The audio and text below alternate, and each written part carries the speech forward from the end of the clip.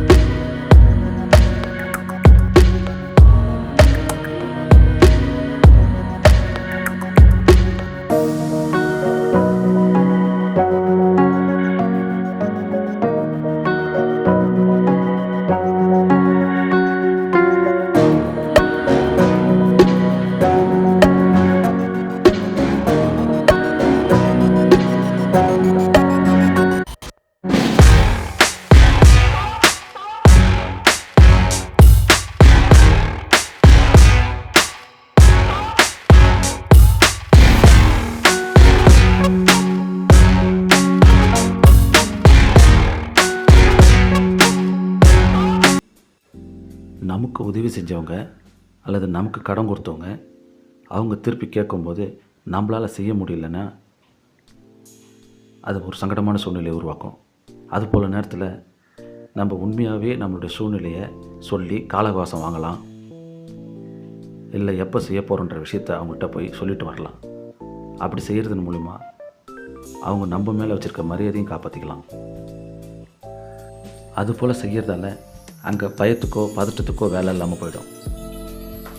4, நமக்கு தெரியாத ஒன்றை, நமக்கு புரியாத ஒன்றை செய்ய சொல்லி அழுத்தம் கொடுக்கும்போது ஒரு பயம் உருவாயிடும். உதாரணத்துக்கு, நாம் தனியாக ஒரு ஊருக்கு போகிற சூழ்நிலை உருவாகும் போது, இல்லை ஒரு புது ஆளை சந்திக்க போகிற போது, ஒரு சைக்கிளோ அல்லது 2 வீலரோ இல்லை காரோ அதை நம்ம ஓட்ட கற்றுக்கும் போது ஒரு பயம் வரும். இது போல் சந்தர்ப்பங்களில் நாம் அந்த செயலை செஞ்சு தான் அந்த பயத்தை போக்கி ஆகணும். வேறு வழி கிடையாது.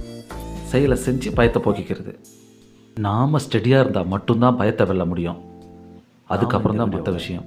பயம் வர்ற 4 வழியை பற்றி எதுவாக இருந்தாலும் நம்மள மாரி தான் நடக்குன்ற அந்த தைரியத்தோடு நம்ம இருக்கிறது தான் பயத்தை விரட்டுறதுக்கு முதல் ஆலோசனை. கமெண்ட் பண்ணுங்கள், ஷேர் பண்ணுங்கள்.